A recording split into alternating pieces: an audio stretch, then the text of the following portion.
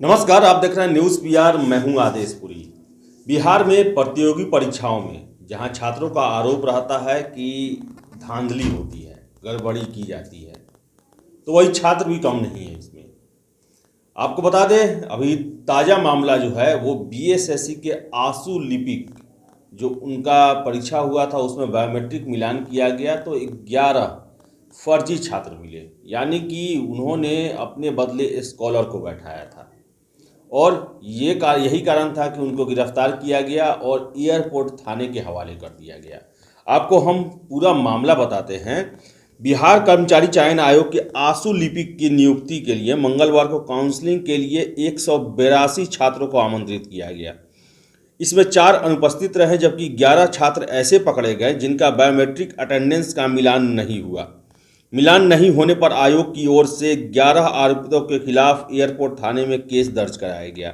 Case दर्ज होने पर पुलिस ने सभी आरोपियों को पकड़ लिया। आयोग के सचिव ओम प्रकाश पाल ने बताया कि बायोमेट्रिक उपस्थिति एजेंसी के द्वारा ली जाती है, इसमें आयोग का कोई काम नहीं होता। पूर्व की उपस्थिति और अभी की उपस्थिति को मिलाकर मैच नहीं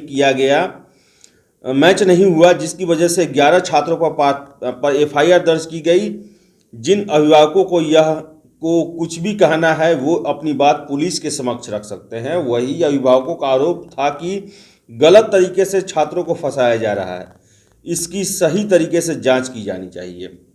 वही गिरोह की संलिप्तता को लेकर बातें सामने आ रही है। बिहार कर्मचारी चयन आयोग की लिखित परीक्षा स्कॉलर की मदद से पास की और खुद काउंसलिंग में उपस्थित हो गए, लेकिन जांच के दौरान 11 अभ्यर्थियों का फिंगरप्रिंट नहीं मिला और उन्हें पकड़ लिया गया। इसके बाद आयोग प्रशासन ने उन्हें एयरपोर्ट थाने के हवाले कर दिया और उन सबों को गिरफ्तार कर लिया गया है। इस मामले में नौकरी लगाने वाले गिरोह की संलिप्तता सामने आई है। गिरोह के सदस्यों के संबंध में जानकारी ली जा रही है। एयरपोर्ट थाना प्रभारी अरुण कुमार ने केस दर्ज कर फर्जीवाड़े के आरोप में 11 आरोपियों की गिरफ्तारी की पुष्टि की है।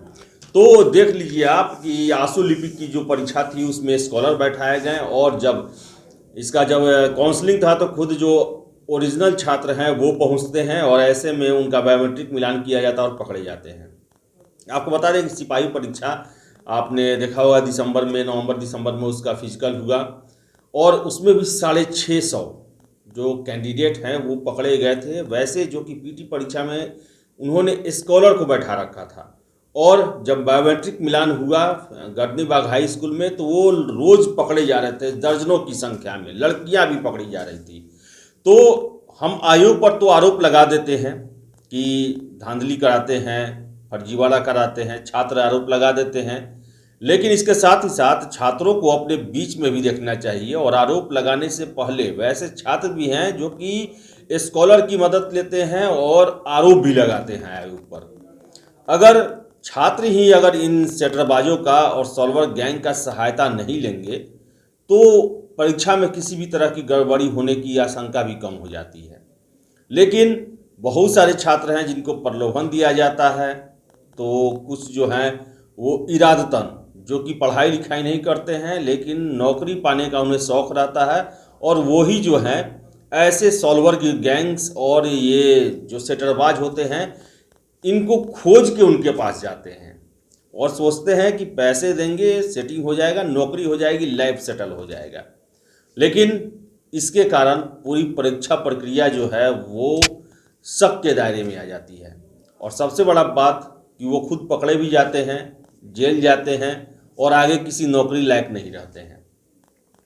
तो आप समझ सकते हैं कि अभी कुछ दिन पहले ही दरोगा का भी जो फिजिकल हुआ उसमें भी एक छात्र और एक लड़की वैसी पकड़ी गई जिन्होंने एग्जाम नहीं दिया था, उनके बदले में कोई दूसरा आदमी बैठा था। लेकिन फिजिकल परीक्षा को पार पाना आसान नहीं है।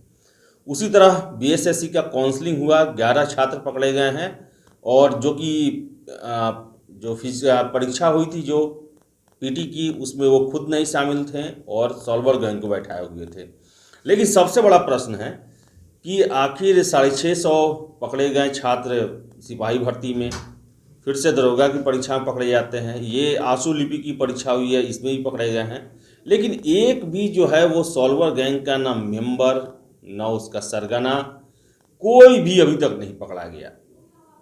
और वो बड़ी आराम से छात्रों को बेवकूफ़ बना दिए, उनके बदले में परीक्षा दे दिए, पैसा ऐंठ लिए और छात्र जो हैं वो दूसरे फेज में जाके पकड़े जा रहे हैं और जेल जा रहे हैं और मुकदमा उन पर हो रहा है। तो एक पुलिस का जो है वो मुझे भी समझ में नहीं आता है। आखिर पुलिस जो है इस संगठित अपराध को, जो कि बिहार में होने वाले प्रतियोगी परीक्षाओं को विवादास्पद बनाता है, क्वेश्चन आउट करता है, छात्रों के भविष्य के साथ खिलवाड़ करता है, उन्हें प्रलोभन देता है, उनसे पैसे हटता है, उनके खिलाफ कार्रवाई क्यों नहीं करती है? एक क्यों नहीं एसआईटी या गठन होता है जो कि बिहार के जो भी परीक्षा हैं, जो ये सेटरबाज बदनाम करते हैं, उसे विवादास्पद बनाते हैं, पूरे देश में बिहार में होने वाली परीक्षाओं पर उंगली उठता है, लोग हंसते हैं, उसे रोकने के लिए आखिर कार्रवाई क्यों नहीं की जाती है? क्यों छात्रों को ही गिरफ्तार करके पेपर में खबर आ जाता है, उसके बाद इस ठंडे बस्ते में सारे मामले को डाल दिया जाता है?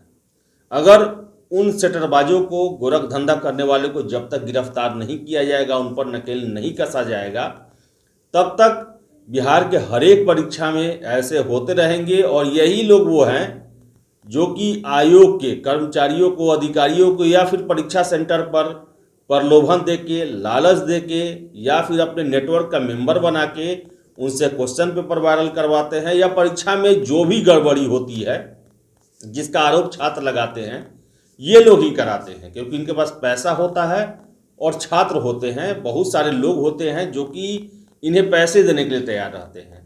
तो आर्थिक दृष्टि से मजबूत रहते हैं और यही आर्थिक दृष्टि जो है, आर्थिक कारण जो है, वो सरकारी कर्मचारियों को आकर्षित करता है, इजी मनी की संभावना बनती है और ऐसे में ही बिहार के परीक्षाएं जो है विवादास्पद बन जाते हैं। तो जब तक इस नेक्सस को नहीं तोड़ा जाएगा, इन सेटरबाजों को नहीं खत्म किया जाएगा, इन्हें जब तक सलाखों के अंदर नहीं डाला जाएगा, तब तक बिहार के हर एक परीक्षा जो है इसी तरह विवादास्पद बनते रहेंगे, आरोप लगते रहेंगे। लेकिन इन सब के बीच में सबसे ज़्यादा बदनामी होती है तो बिहार के आयोगों की, बिहार की सरकार की, और सबसे ज़्यादा जो इससे पीड़ित होते हैं वैसे छात्र जो कि दिन रात ईमानदारी से पढ़ाई करते हैं, कोचिंग में एडमिशन कराते हैं, पैसे खर्च करते हैं, पटना में आके हॉस्टल में, लॉज में रहते हैं, उनके साथ धोखा होता है और उनका मोह भंग भी होते जाता है। तो रिक्वेस्ट है हमारी सरकार से, आयोग से, कि इस संगठित अपराध को खत्म करने के लिए ज़रूर कदम उठाएं, वरना आपके ही छवि पर, आपके ही जो चेहरा है उस पर ही कलंक लगेगा। बहुत बहुत धन्यवाद।